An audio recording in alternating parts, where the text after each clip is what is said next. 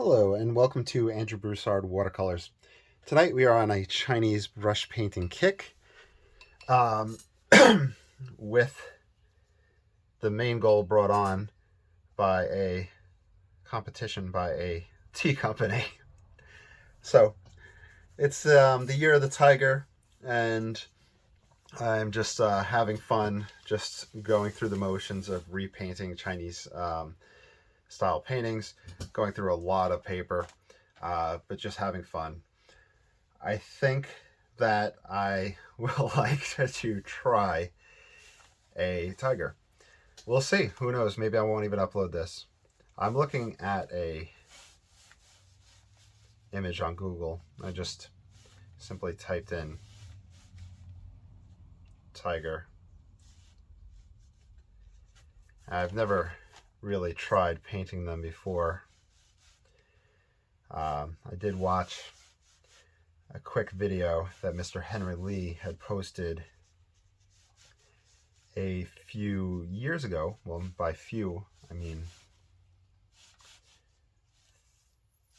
13 years ago. I'm just kind of looking and seeing where everything would go.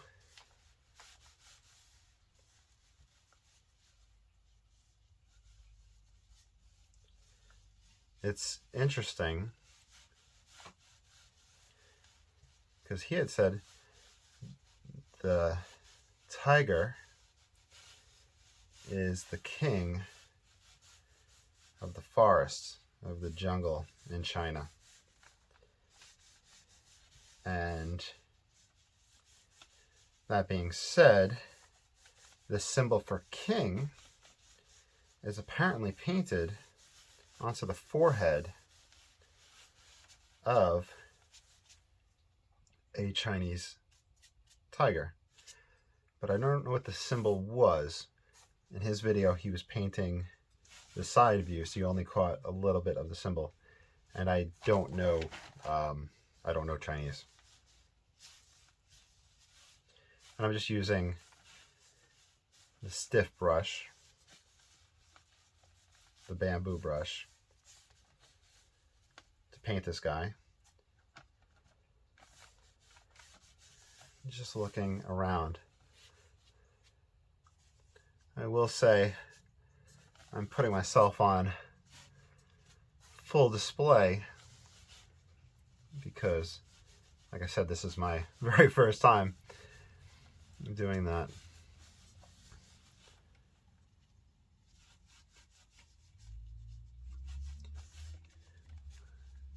I remember really enjoy painting fish. Fish in the Chinese style was so much fun. Very relaxing, very meditative.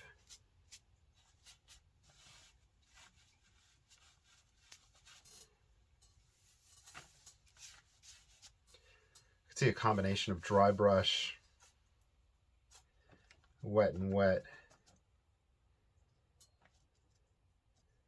would really work out for this guy, and to create that fast and loose style. Every picture that I've seen of a tiger painting has incorporated Chinese watercolor, the pigments. I think we might break them out and actually play around with it. All right, my first tiger out the way. Now we can feel a little bit more confident and see if we can do another one. Just going through Google and painting pictures from just Google Images.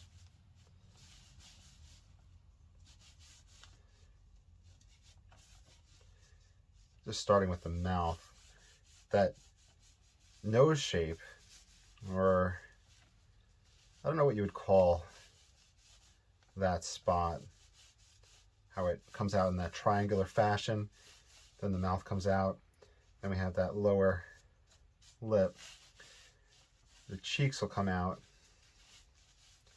and we'll come to the eyes. The thing that I've noticed looking at the images of the tigers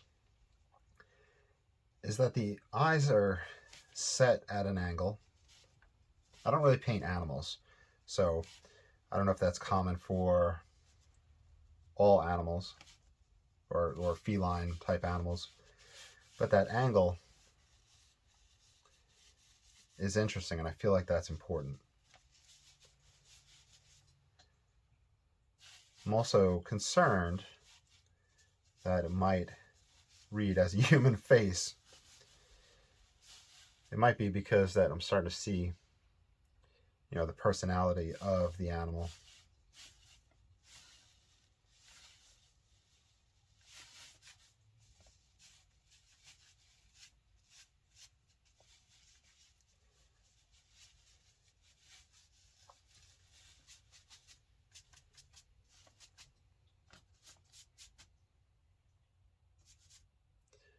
Let's see. This guy's sitting down. That paw. Now here, I think, is the issue with Chinese brush painting.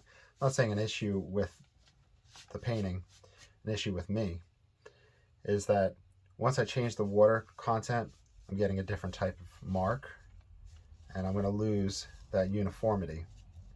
And I should have had that to begin with. You know, that's something to be aware of. You do it so you could see the change within it. I should have been prepared, but that's just part of the learning process. In the one video that I watched by Mr. Henry Lee, he had said if you have a calico type cat, you can use the patterns from your cat to create a tiger, sorry.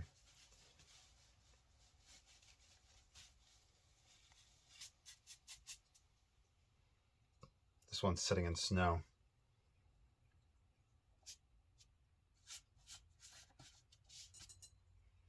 Let's grab darker ink.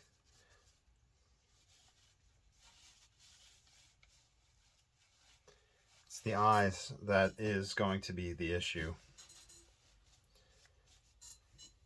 This one, I like the way that came out. I did have the uniformity in the water content. This one, the face is having issues.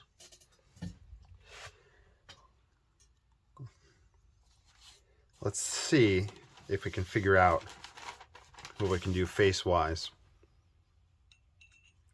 And then we put out some more ink. Let me pause for a second. All right, so we're using the Yasutomo just bottled Chinese ink. I'm not grinding any ink or anything like that. Great for practice, and we're definitely in the practice stage. So let's see. I'm starting with, we're just going to get silly. I'm just going to say we're starting with the snoot.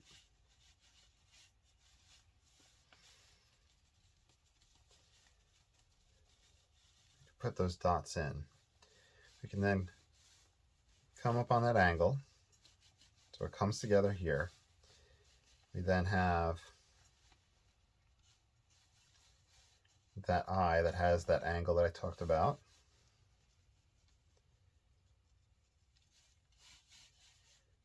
And it droops down. From this, there's a pattern that comes along the side. Pattern that comes out. Then this is that other edge. But the bottom jaw doesn't have a visual connection from the front. So that separation right there might be what's important. Then we have it come up alongside the eyes. You have a narrowing take place. Dot the eyes, we'll just put that in.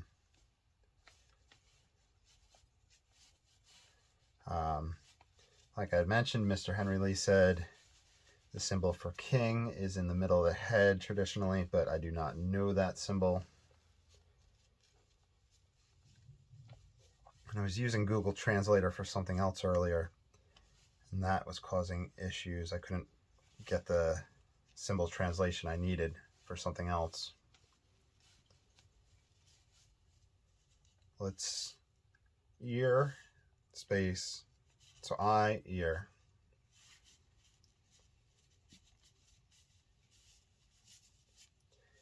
But the ears don't come up. I mean, they come up off the body, but there's that mounding where, I don't know if this is all just excess fur, just keeping warmth, or you get that hulking muscle feeling of the upper body. Kind of like the other day, yesterday, I just was using a pencil and just playing around with sketching the tiger, just to try to start learning the form. This is my first time trying to paint it. And you see we did the water change right here that caused that issue. But now it's just looking for perspective form. Anyway, when I was sketching, I had noticed that it is very easy to accidentally make it look like a bear, the tiger.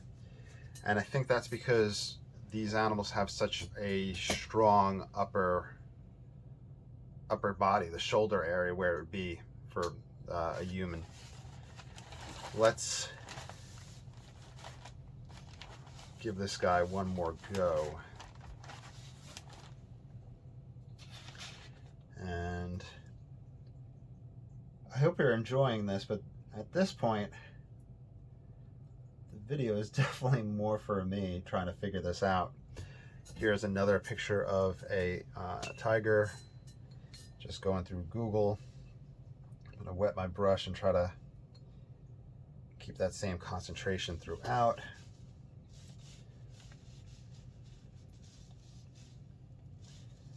There we go. This guy's mouth comes a little bit down. Oh, I didn't even give whiskers for the other one. This I have a larger water concentration.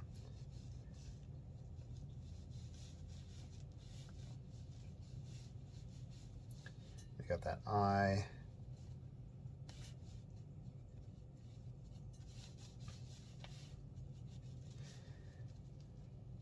I think there is just such a huge variety within just the ink painting. And these are all fast and loose, and you can see that we have a big variation from one to the next, just simply through water content. That pointed, we don't want that. We want that rounded. Top of that head.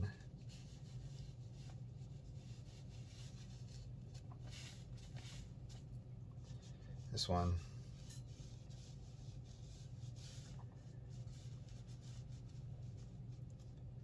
Bring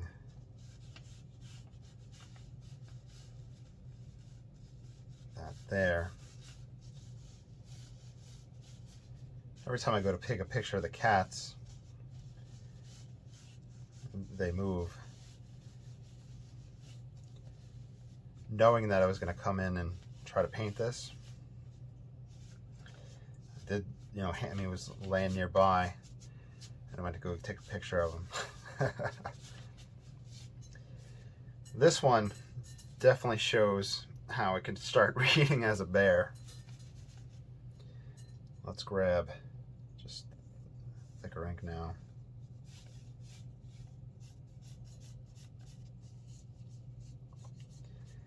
I think watercolor in the Chinese, well, Chinese watercolor or Western watercolor, either or, would help distinguish what the animal is.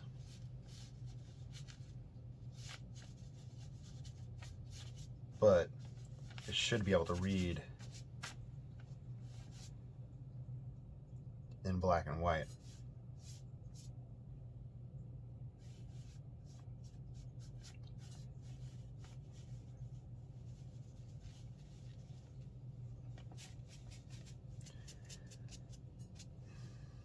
Well, I hope you enjoyed me just laying it all out for you and showing me trying something for the first time. And I hope that that inspires you to share and to see, you know, my landscapes versus this. You know, there's definitely that difference between it and the struggle that I was having with it. But and that it's okay to struggle, and it's okay to experiment and put yourself out there like that. Because, you know, for the most part, the art community is very friendly and helpful. And I'm always willing to help any of you all if I can. If you have any questions, anything I do. Oh, you know what we'll do? We'll grab our combination brush. I was just having a hard time just picking up water. And just shade a little bit with the dirty water. Let's see how that helps.